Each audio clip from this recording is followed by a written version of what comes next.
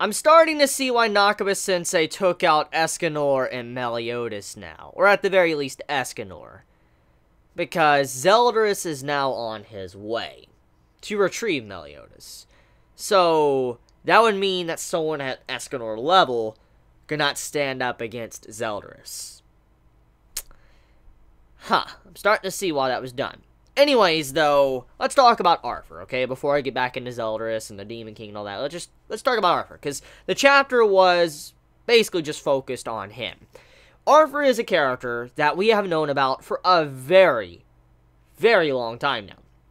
However, he is a character that has been more of a side character. He's been someone that's been in the spotlight somewhat, but not for too long. He hasn't had a whole lot of chapters really focused on him. We just do know that Arthur is a character of considerable importance for the end result of, Taizai once the series is concluded. Because from what Merlin has said, what Hindi has said, and all of that, he is someone that has a lot of potential, a lot of power within him. Regardless of the name King Arthur, he had a lot of potential. It was stated for a very long time now, he has considerable amount of strength. He was able to stand up against Hindi in the past. Now, in the grand scheme of things, Hindi wasn't really much when you look at the stuff we're currently seeing.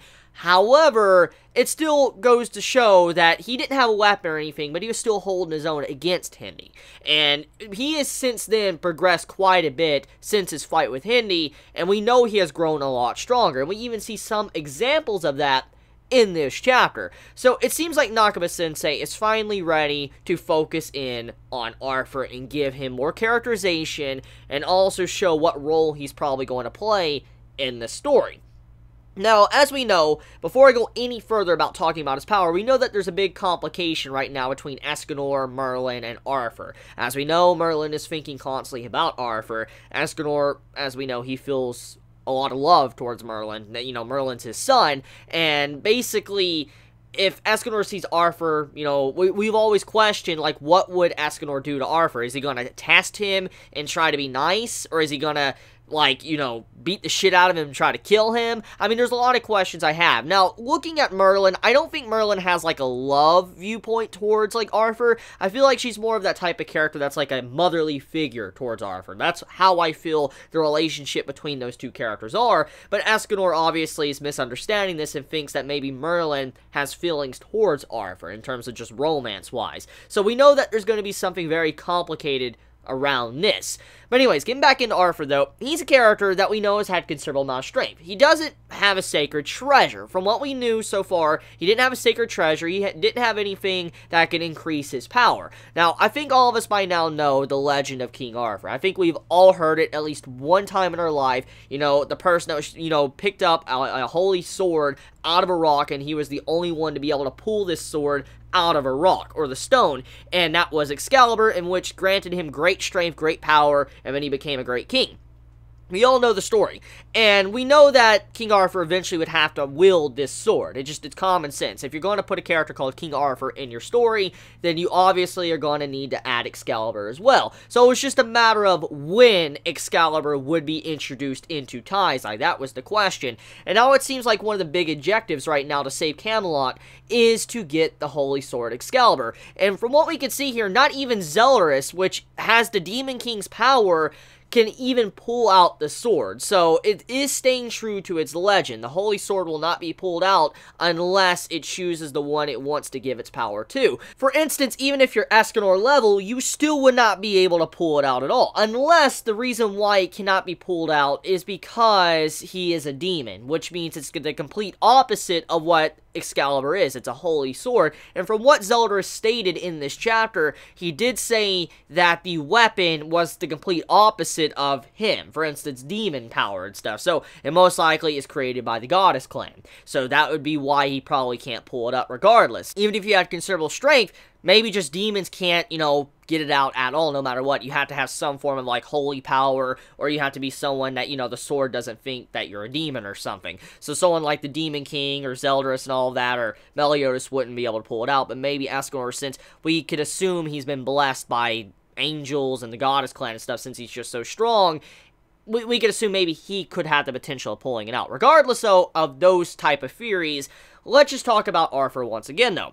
So Arthur's power he shows in this chapter, he has definitely increased his speed, or at the very least been able to learn how to mask his presence. Because there's multiple examples. For instance, when he tried to quiet Orlandi, he was like, quiet down the demons, so here, they have good hearing, and then as the demon was going over to check, it swiped at this terrain, but Arthur was able to get around the demon without even being detected and then get underground, which shows that he's able to mask his presence. Nothing's able to really sense him at all. And then also when he was underground going through the tunnels and stuff, Orlandi wasn't even able to sense Arthur at all. For instance, like, whoa, where'd he go? I can't even detect his presence, which was very similar to what he did to the demon. So Arthur has learned how to be very stealthy, but also he's learned how to somehow hide his presence where he can do things and take down demons without them even noticing at all. For instance, there was some examples in this chapter to where you see a bunch of demons are just continuing on with what they're doing. Like there's,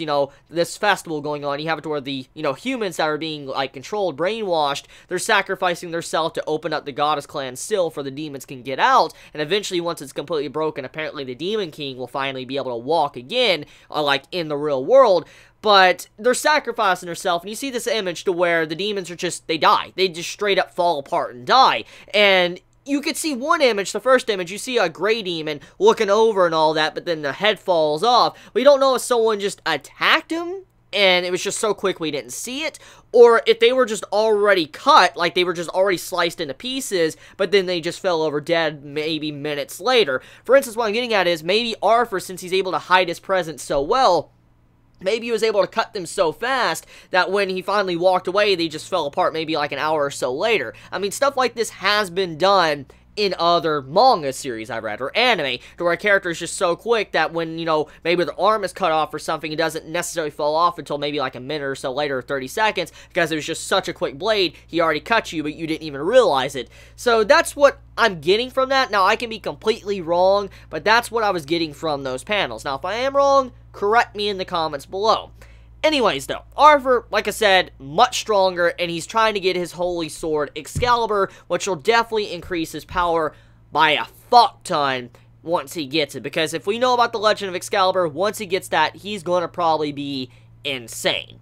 Now, let's talk about the situation with Meliodas and Zeldris. So, Zeldris is going to retrieve Meliodas, because Meliodas is reawakening as the Demon King. And as we know, Meliodas was supposed to take the mantle of the Demon King. He was supposed to be the next one, because he was at the level of the Demon King, or he was close to it, and he was supposed to surpass the Demon King. And we know that since Meliodas has been cursed for so long, he's been dying, the Demon King has just been ripping emotions from a Meliodas constantly every time he dies, and just reverting him back into his old self. And you can see Meliodas has been built up to be like the vessel for the Demon King or something, where he could probably reawaken inside of him, or just Meliodas would just be heartless like he once was. Regardless, though, this has been built up for a very long time. That's kind of been like the Demon King's in-game result so far of what he's been trying to accomplish, and he finally is getting very close to that, to where Meliodas is about to wake up. So, Zeldris is going to retrieve Meliodas. Now, this is probably very complicated, because when you think about it, Zeldris obviously has some form of, like, slight love towards Meliodas, like, slight, but we do know that he doesn't really like Meliodas completely, because Meliodas is responsible for Zeldris' girlfriend that died. He's also someone that sealed them away, betrayed their entire clan. I mean, he's responsible for a lot of heinous shit that's happened to him. So, obviously, Zeldris would not like Meliodas at all. So, the Demon King's saying, hey, son, I gave you my power, how you're my current representative, the executioner. Well, I know you're very strong and all that. I know that you're able to do all of this, but look, okay, I have this other son I obviously like more, and I want him to be the next Demon King. I know you have my power, but, fuck you. I know you hate him. Fuck you. Just, go save the person you dislike and make him the next Demon King. That's basically what the Demon King did in this chapter, and I feel like that's going to be something very complicated in the upcoming chapters, especially Zeldris' viewpoint towards Meliodas. I could see that complicating some stuff. Either Zeldris is just going to put aside his personal feelings, or just something else will definitely happen. Regardless, though, that is going to probably be something very crucial. So here's the question. What is Nakaba-sensei trying to accomplish right now with this entire event? Is he trying to set up Meliodas as, like, the final boss, the final villain of Taizai?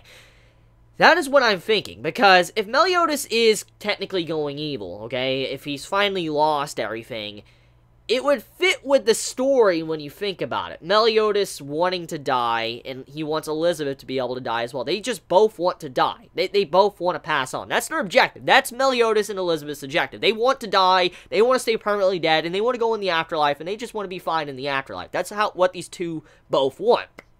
So, if Nakama-sensei wants to do this, he could be building up Meliodas to be the final villain, and he's going to be like the Demon King or whatever, and he's going to be killed. Like, Elizabeth and Meliodas will die at the end, and Arthur will be the main character to bring him down. I could definitely see something like that happening, because Arthur has been built up for a very long time, and when you think about the character King Arthur, you just don't think that King Arthur is like a side character or something. So, it would be interesting if the main character shifted over into Arthur, and he was leading the 7 deadly sins, while Meliodas just, spread out, and he was, he became like the final villain of the series. That would be really fucking cool if that happened. I would really like it if Nakama-sensei wanted to take that path. But that's about it when it comes to the chapter, so let me know your thoughts in the comments below. How do you feel about everything? I love you all so much. Please be safe. Chibi out.